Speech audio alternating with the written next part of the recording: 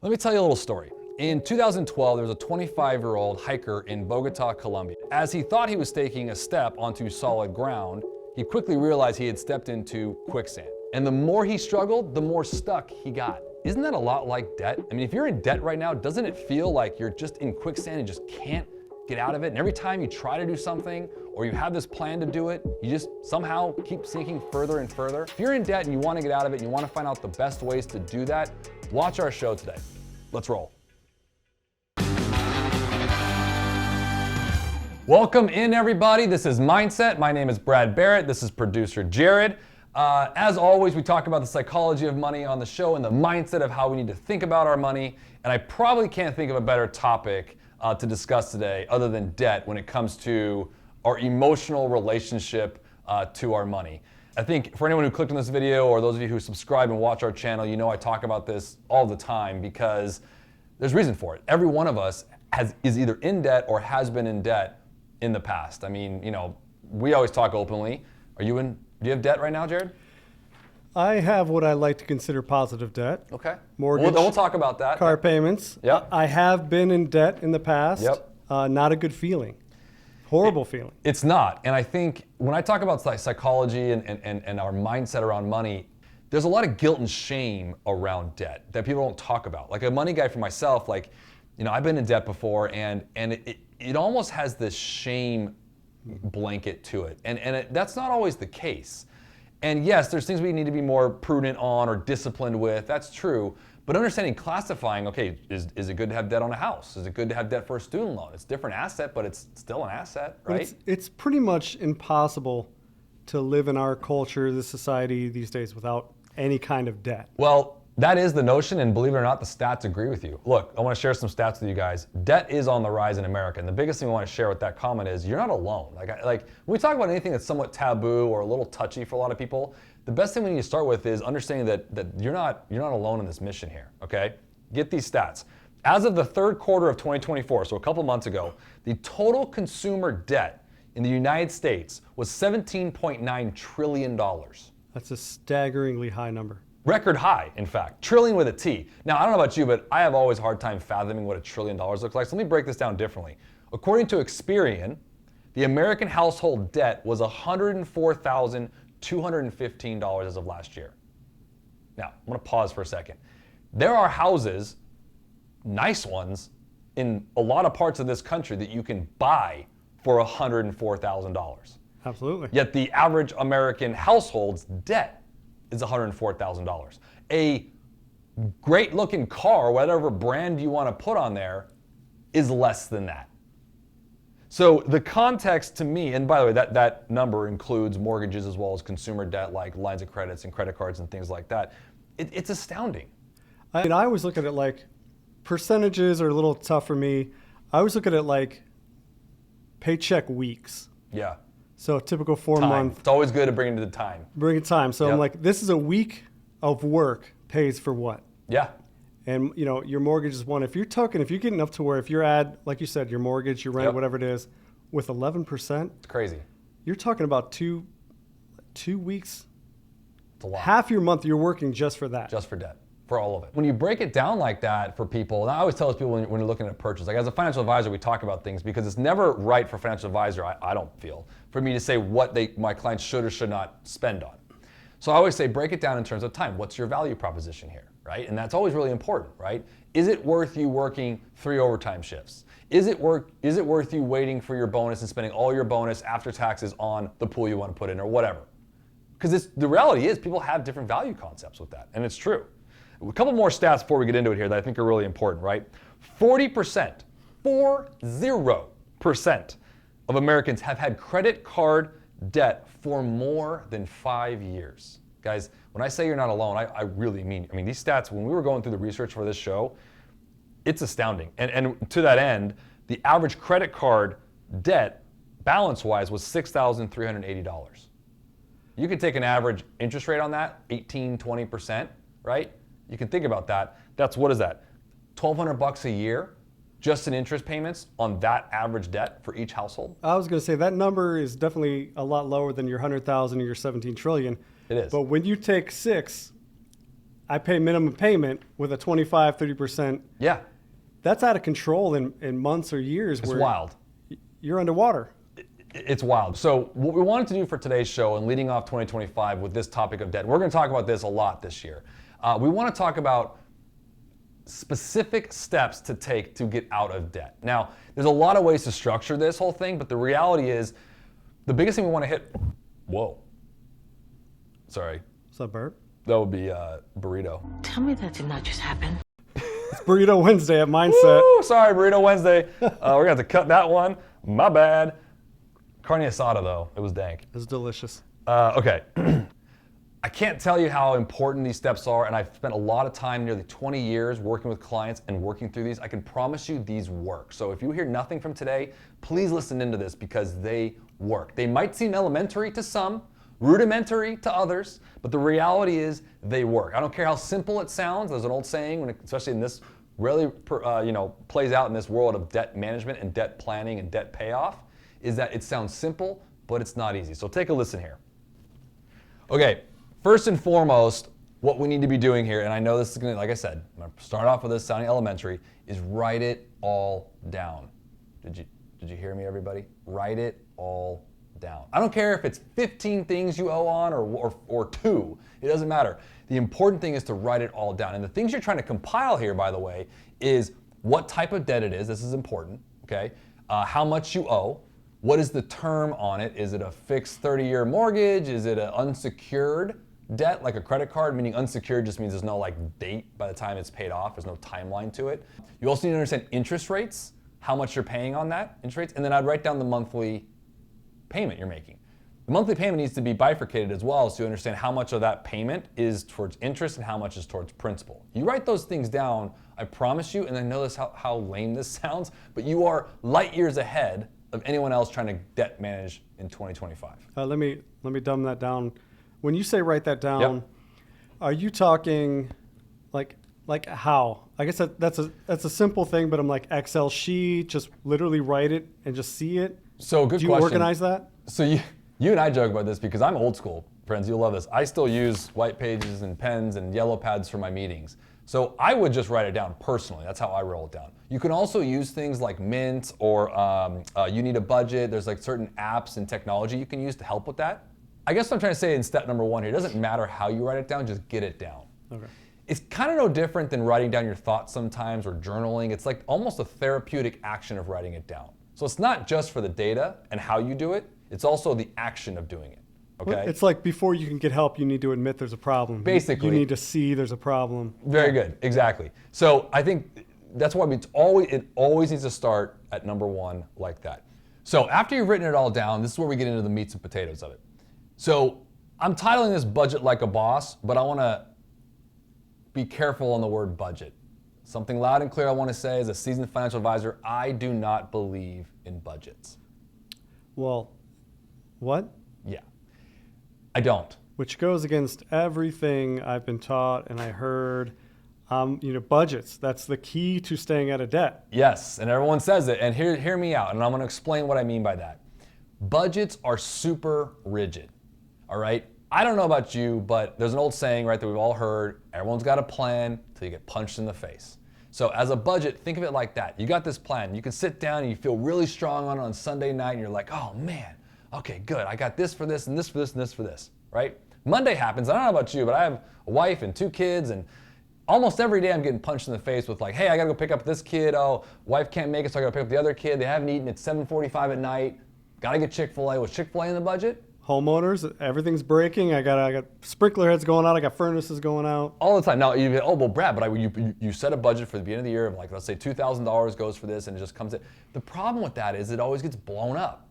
So it's we keep coming back to the table with a budget, and I'll say this more importantly this way is, over 20 years of sitting kneecap to kneecap with my clients and helping them plan out their future along with their investing, that's what we do as financial advisors, I have seen it actually cause more anxiety, more fears, more fights between spouses, specifically on this subject matter. And so I'm being really hard on this just because I don't want you to walk away and say, oh, I need a budget. I can just go make it rain. Dollar bills, y'all. And I'm not saying that at all. What I'm saying is patterns. So budget like a boss is more what I want to say is like have a patterns-based budget. So you're not throwing away budgeting. You're saying a better way to budget. Change the word. The word doesn't work. I think it's an outdated word, okay? And again, it causes more strife and more anxiety and more like rigidity, you know, of like trying to stay in the lanes of something. And we don't, as humans, as free people, we don't like that. And so our natural reaction is where the psychology comes in. This is why we talk about this. The mindset behind that is it's like don't press the panic button, don't press the red button. We're like, well, dang, now I'm thinking about pressing the red button. I wasn't before. Right. If you think I'm wrong, that's fine. You don't have to work with that one, that's fine. But here's what I mean by patterns. There's a rule that I love to use for our clients, and I want to share with you all. The 50-30-20 rule is a great rule. 50% of your budget, 50% of your income goes towards life. Like all the things you're paying for, okay? That's your light bill, your food bill, you know, anything else like that to feed yourself, keep the lights on, you know, get to work, pay the gas, all that stuff. That also includes like your rent or house payments, all that stuff. Like food, water, shelter, Yes, basic needs. Basic needs, okay? 30% is wants. Friends, I put wants in there at a pretty high number, higher than debt repayment, because I'm understanding that you got to do you. Yeah, it feels higher than it should be for a want when you're in debt. And by the way, you can play around with this. So this rule is not supposed to be rigid either. You can go 60, 20, 20, you can go 70, 20, 10. You can do some different things. The rule I like of 50, 30, 20 is it first off, it sets the tone, and then you can kind of narrow it in that works for you, okay? You're still able to have some fun. Let's party! I'm not saying to go and see nobody, never go out, never go to lunch with your colleagues. I'm not saying that. Okay? But that's not doable. It's simply not It's just not doable. You can go the extremes all you want, but I'm giving you a rule of thumb here that I think works for a lot of people. 50% for, like you said, food, shelter, water, all the good stuff. 30% is your wants. That's that new pair of Nikes you want. Go get them, son. You do you, boo-boo. Whatever you want to do, man, go for it, all right? That's all good. The other 20% goes towards savings and debt repayment. And specifically, you're saying this is a rule for people trying to get out of debt, not people that are out of debt having a sustained life. Is that right? Well, actually, yes and no. If you're out of debt, this is where this rule will change. And at some point, we'll talk about this. If we get to the lifespan of this and you end up getting out of debt, now you can flip the numbers, right? So now you can play with it. Now that 20% that was going towards debt repayment and savings can now all go to savings, can all go to your investing life. Great. So you can move these things around, but it allows for room while you're paying your debt off to still live your life, okay? And to your point, if you are deep in debt, which we'll talk about, if you're really deep in debt, you may want to consider out of the gate flipping the 30 and the 20. Okay, that is something you should consider, all right? I put in 30% for just wants and 20% for debt repayment and savings. If you're really deep in debt and it's kind of swallowing you up a little bit, consider flipping those. Which is a good question, because I just recently heard a story about a woman that was student loans, mortgages, got into some credit cards, had variable rates. Yeah. It was 100,000 turned into 300,000, just ballooning. Yeah. With this kind of stuff. So when you're in an extreme situation like that, you got to attack it. I mean, it's no different than, I mean, you know, we'll talk about this, but sadly, you know, in our backyard, we had some really gnarly fires recently, and at One Capital, our largest client is the Los Angeles City Fire Department. You know, one of the things that we use, we've worked with them for nearly 20 years. And one of the notions I learned a lot from them is you can't attack a brush fire with a garden hose. It's the same with your debt. If you're deep in debt and you got it going away, you got to attack it kind of hard. So these rules, or this budget rule of thumb, if you will, you kind of got to move around a little bit, okay? That makes sense. We talked about expenses, what you got in there, but let's also talk about cutting expenses as well. The 25% rule I love. Here's what you do. It's really simple. Don't go in the nitty gritty. Don't say, okay, I'm not gonna go to Starbucks for this week. And you can do all that, but here's the best way to do it. And it's January, almost February here, so we're early in 2025. So if you go back into 2024, take your credit card or your debit card or whatever it is you use, take the last 12 months that you put on there. You can go to your bank statement, it's pretty simple. Just add it all up and divide by 12. That gets you your monthly overhead. But you take that number, okay, and all you do is you cut it by 25%. You say, okay, I have $4,000 a month that I have going out. Great. Say, hey, you know what, my budget or my patterns-based spending going forward is $3,000. What you just did was you created room for yourself to allow these debt payments to be happening. And say, yeah, but Brad, the dogs had to go to the vet and my tires need to be changed. I hear you, but this is also why I say patterns. Those may not happen in 2025, but something like that will likely happen in 2025. You see where a budget kind of get blown up because you had this line item for vet, but you didn't have that bill over here, so now all of a sudden you think you have more money. It screws people up. Well, yeah, our furnace and AC went out this summer. Yeah. Massive expense. We won't have that for hopefully another 20 years, but I guarantee we're going to have something else next year. So if you get into a budget and you have that line item, you're like, well, that didn't happen, so then we're good. Like, no, you got to have this patterns-based idea. Okay, we talked about patterns-based, talked about cutting your budget by 25%, talked about utilizing a percentage of your income every month, every year, whatever you want to call it, to pay down your debt. Now here comes the strategies to pay down your debt. Snowball and avalanche. I have used these countless times for clients to help them get out of debt. So, snowball method is a focus on paying off your smallest debt first. So let's say you got a mortgage and a credit card and a car debt, right? The mortgage was $200,000, the credit card's $10,000, and the car's $5,000, right? You pay off the car first, then you go to the credit card, then you go to the mortgage. So it's working from the smallest debt upwards. While you're still making minimum payments on the others, but we're over putting the dollars towards the lowest, smallest debt. Here's why it works. This one works because it's quick wins. All right, that's why people like it the most. It's the most talked about, right? It's quick wins and it builds momentum. And I think that momentum, there's studies on it that it keeps you motivated. I've seen that work, okay? I could see that. You want to win, that gives you motivation of like, oh, this is working. Let's keep going. Let's keep going. Like, for example, if you go right after the mortgage, I'm going to pay off $200,000, but you got this $5,000 debt over here. It's going to take you years to pay that off. When this one, if you tackle it right, might be done in a couple months. It's like losing weight. Yes. If I see a couple pounds come off, I'm like, oh, it's working. No, I can do this. Yeah. Whatever I do, and I had some cheat meals even, right? So it does work. It's a momentum thing. Now the avalanche method is the same concept, just tracked a little differently, right? This one is where you take the debt of the highest interest rate first to save the most money in the long run. This is a fiscally responsible method, right? So in that same scenario where you have a mortgage, a credit card, and a car loans, typically you're gonna have the credit card be the highest interest, even though it's like the middle balance, okay? So the idea there is that it saves the most money over time. Essentially, you're not paying Visa and MasterCard more than you need to, okay? So, you pay less interest, which means you'll be out of debt faster in total. In the long run. In the long run. So if you run the two together, again, it depends on your specific situation and again with your specific types of debts and amounts, but mathematically speaking, the avalanche method will typically get you debt-free faster just because you're tackling the largest interest rate payment first. So it's literally the first question I had when you were going through debt snowball was, do interest rates have any bearing in that strategy? Absolutely. Oh, in snowball, not necessarily. In snowball? In snowball, not necessarily. In snowball, it's purely for the lowest debt first, interest rates be damned. Okay. That's kind of the concept there. Okay? It's not that we're disregarding it, it's to get the easy wins. I get asked this question a lot. Which one do you prefer? I prefer the avalanche method. I do. I think if anyone's that dedicated to paying off the debt, which you should be, then we need to do the most fiscally responsible one. And that sounds a little strong, that snowball's not fiscally responsible, but the whole idea of, okay, you pay off the lower debt, you feel motivated, it's like, yeah, motivation's good, but discipline's better. Look, end of the day, these tips to get out of debt seem, like I talked about, they seem elementary to some, very high level. It's hard to get into it on our show, into the depths and nitty gritty of it. We'll go into certain things over time.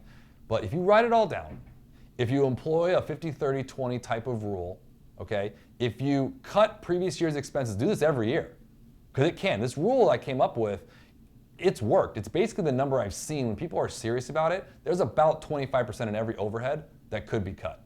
Now, whether you want to is a different story. I get that. But it's a rule for a reason. I feel like there's a 25% fat in my budget that I could I would almost guarantee it. Yeah. I've seen it time and time again. Now, this is going to sound dramatic, but debt can be a disease. And the disease itself, or the word debt is a symptom of a disease. Let's put it that way. Debt is a symptom of a disease. The disease isn't debt. The disease is overspending. Make sense? Absolutely. Now, obviously, I'm blanketing that statement because, oh, well, Brad, but I had a medical emergency, and there is that. But by and large, the stats that we show and the experience that I've seen with clients is it's not medical emergencies or big uh-oh things.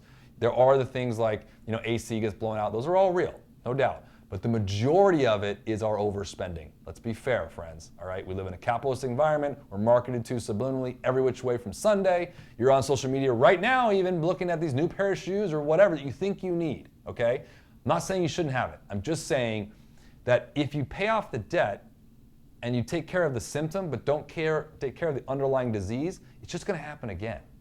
So it's also the behavioral science around making sure, that's why I brought these rules up about not just how to pay off your debt, but how to manage your outflow, like your cash outflow every month. That's kind of the symptomatic approach to making sure that both are taken care of. Otherwise, you're just slapping a Band-Aid over something, right? Yeah, I mean, it seems very basic. All these things are very basic, but at the end of the day, if I keep spending more than I can afford and racking up, putting it on credit cards and anything like that, I'm never going to get out. No, look, the best thing I could say, and I'll be praying for all of you guys, I really do hope. I hope when I share this number this time next year on those stats, that they go down on the overall United States consumer debt. I really do. Some final thoughts I have on this, just to kind of wrap this up for today, is I guess the analogy I'm going to use is getting out of debt's a marathon, not a sprint. All right, that's kind of the takeaway here.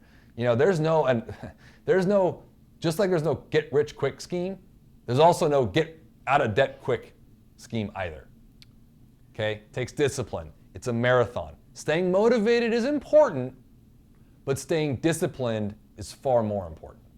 Yeah, and maybe it's not worth it robbing a bank to get out of debt free. Definitely don't agree with that. Absolutely not. Don't do that. There's no quick legal fix. There's no quick legal fix for that either. So just don't do it, right? Do the hard work. The hard work is what matters. And like an old saying in motivational stuff, it's like choose your hard. Choose your hard. Yeah, it's hard to stay out of debt. It's also hard to be in debt. Choose your hard here. It's no different than getting fit and being motivated in that regard, right? It's, choose your hard.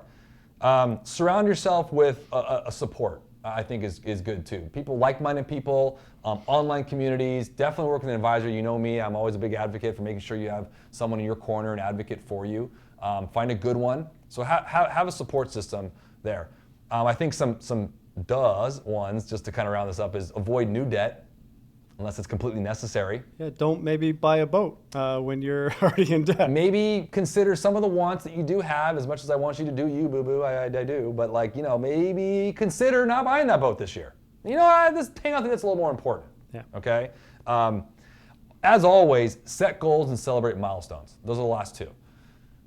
Set your goal. Hey, look, I got, in my example, 200, 10, and 5. $200,000 mortgage, a $10,000 credit card, a $5,000 car, whatever your numbers are, right? Set your goals. Maybe it's one of the methods. Maybe it's a snowball. It's like, the snowball method just seems good. I want to pay off that car because it's lower and I'll have it paid off. I'll feel motivated. Great. Set your goal. If you hit all these kind of things, you're going to be okay, all right? End of the day, your goal should be to get out of debt because that's your money you're paying to someone else. And that's that's the big takeaway here. Yeah, you got that new TV. Yeah, you got that fancy car in the driveway. Yeah, you got that new house. All is good. There's nothing wrong with that. But there comes a point for everyone, and whether you're there now or not, maybe flag this video for 2 years from now, I don't know. But there comes a point when enough's enough, and you need to start saying, okay, I got the things I need and want. Now I need to start making sure I actually own them. Because the last statement I'll make here is, end of the day, if you owe on something, you don't own it. I really do like how you kind of mentioned earlier about this kind of shame of, there's so many times when somebody has shame about something, they don't talk about it. No. And it just gets worse and worse and worse. And there shouldn't be shame with debt. Never. As the numbers see, we've all either experienced it or have it. I mean, most of us, even if it's positive debt, are in debt. Yeah. It might have been troubles. It might have been things that should never have happened to you. It might have been traumatic scenarios. It might have been you just wilding out for a while. I don't know what it was. It doesn't really matter if you're coming in serious about paying off your debt. It doesn't. But the shame and guilt's got to be lifted, all right? And that's why we want to talk about it. I hope you guys enjoyed that today. We always have fun talking about these subject matters. Some of them are more serious, some of them are a little, different ways, but this one's a big one. So flag this one, come back to this one, and stay tuned because we're going to talk about a lot more of debt strategies, good debt versus bad debt, how to use debt, because debt can also be a really good leverage tool. Don't get me wrong, all right? Managing it appropriately, though, we're in step 1 here. We'll get to step 2 and 3 and 4 later. And don't be afraid to send this to somebody that is in debt that you know. Look, it sounds kind of weird saying this, but this is a suffering point for a lot of people. So we have a lot of things that are out in the world nowadays about our suffering and our things like that. And the best part about the new age we live in is we're talking about it more. Send this to somebody. Send them so they care about it. Reach out to us. We're here, okay? But as always, make sure to subscribe to our show. Make sure to watch next. We've got some great episodes coming up for you guys. And as always, lead with love and everything will be okay. And remember to always make it rain, baby. Gotta get the money. I've been working